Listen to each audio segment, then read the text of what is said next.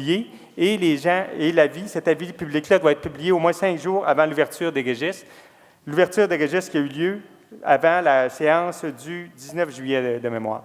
Donc, il y a eu 3 séances où le sujet a été abordé. Donc, comme cachette, on pourrait trouver mieux, là. Autre chose, pourquoi on fait ça en plein été? Vous pourriez vous poser la question, et c'est légitime. La raison est bien simple, c'est on était à l'aube d'une élection provinciale. Il y avait un ministre qui avait très bien fait ses devoirs, qui avait été chercher des subventions pour la ville de Saint-Augustin, en fait plus de 20 millions de dollars de subventions, et il fallait se positionner rapidement concernant ces projets-là. Donc, on avait une urgence d'agir. L'élection allait être déclenchée, on ne savait pas quand, c'était une question de semaine. Il fallait que tout soit réglé avant le déclenchement des élections. Et il y avait en quelque part une petite pression politique qui était liée à ça. Au moment où on prend ces décisions-là, et encore une fois, je vous rappelle qu'il y a une urgence d'agir, on avait toujours dans l'esprit qu'il y avait un dossier, un partenariat public-privé, comme on a mentionné tantôt. Sauf ce qui est arrivé, c'est que la Ville de Québec nous a mis les bâtons dans les roues pour qu'on puisse envisager un partenariat public-privé parce que ça devait être sur des terres qu'aurait fallu modifier le zonage et la Ville de Québec nous a bloqué la voie. Si on ne voulait pas perdre notre subvention, il fallait trouver une autre avenue et c'est ce qui a été fait rapidement, donc trouver cette solution-là pour pouvoir bénéficier d'une subvention. Et, encore une fois, au risque de me répéter, on est la dernière ville au Québec à avoir eu une subvention de 15 millions de dollars pour construire un aréna, la moitié du coût de l'aréna. La ville de Lévis, qui nous regarde puis doivent baver par rapport à ça. Et juste vous montrer, Gatineau, je pense que c'est 22 millions qu'ils vont avoir là, pour leur gros projet. C'est 15 millions de dollars pour payer la moitié du coût d'une infrastructure comme on a à côté qui va servir pour les 30-40 prochaines années. C'était quand même un beau cadeau, là.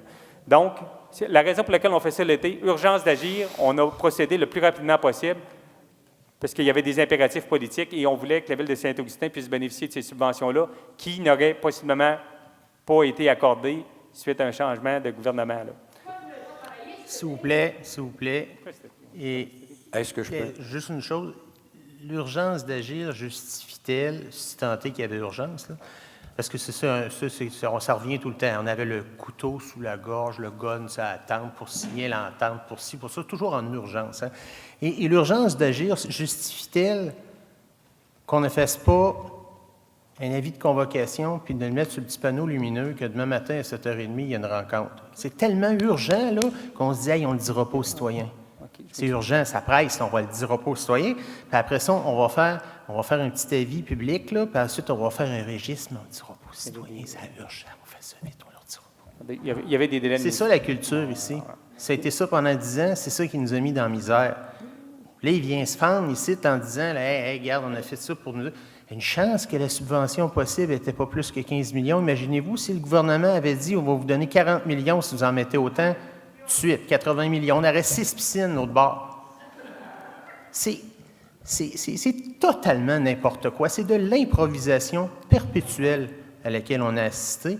Puis là, on vient vous dire en pleine face aujourd'hui là, que sous prétexte de l'urgence d'agir, on a fait ça 3-4 séances en 10 jours, en catimini. L'adoption du règlement préalable à l'ouverture de registre qui se fait à 7h30 le matin avec aucun avis de convocation. C'est hallucinant d'entendre ça. Mais là, moi, je parle. Demain, envoyez un petit courriel ici à moi ou à l'administration, demandez l'avis juridique de Maître Lorrain que j'ai déposé séance tenante, là.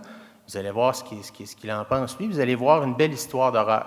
Okay. Là, on parle du complexe, ce côté, c'est de ce dont vous parlez. Il y avait 2 règlements d'emprunt, un qui concernait le parc industriel en passant pour 30,5 millions.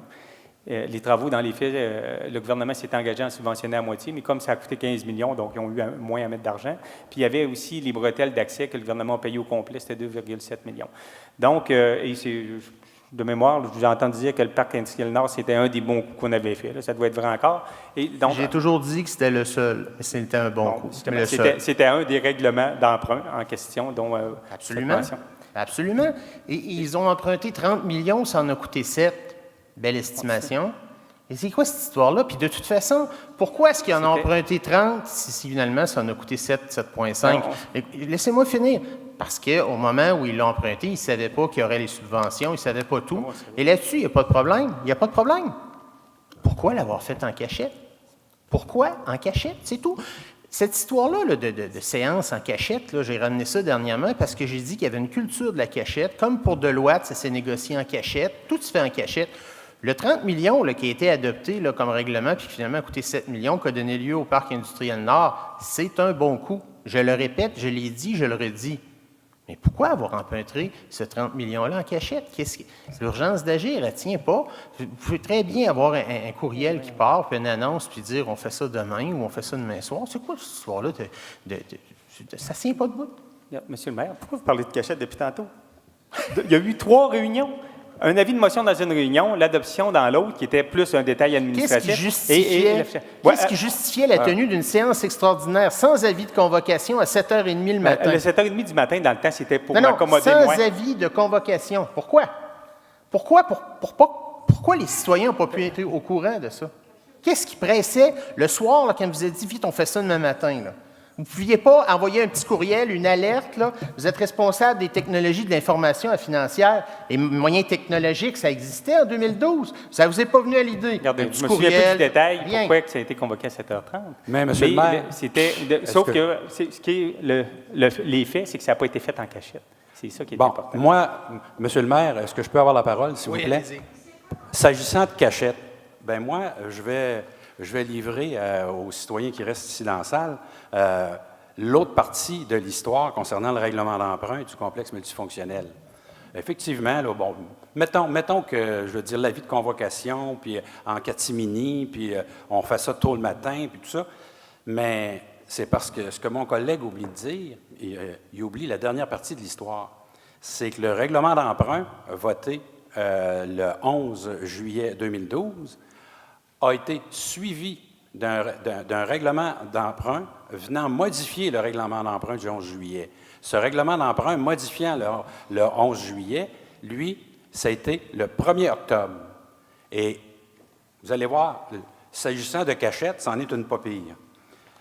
Je vous lis l'article 564 de la Loi des cités et villes. Malgré toute disposition inconciliable, le Conseil peut modifier un règlement d'emprunt par résolution qui ne requiert aucune approbation lorsque la modification ne change pas l'objet de l'emprunt et qu'elle n'augmente pas la charge des contribuables. On en a parlé tantôt. Donc, le Conseil peut agir, peut modifier un règlement d'emprunt par simple résolution. Or, le 1er octobre, le règlement d'emprunt qu'on est venu modifier, celui du 11 juillet, il venait carrément changer la charge pour les contribuables parce qu'on passait d'un projet PPP où l'entrepreneur privé devait nous verser 1,1 million de dollars par année de redevances, okay, ce qui couvrait le coût de la dette amplement, et puis c'est lui qui s'occupait de faire fonctionner ça puis d'exploiter ça. Okay? On est passé donc d'un PPP à un building complètement à notre charge, que la Ville allait complètement exploiter, puis qui nous coûte aujourd'hui, en budget de fonctionnement, à peu près 2,5 millions, moins peut-être 800 000 de revenus. OK?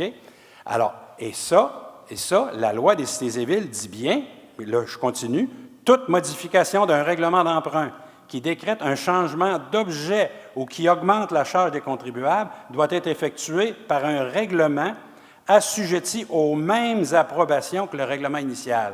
Qu'est-ce que ça veut dire, ça? Là, c'est là que je fais le lien avec cachette, là.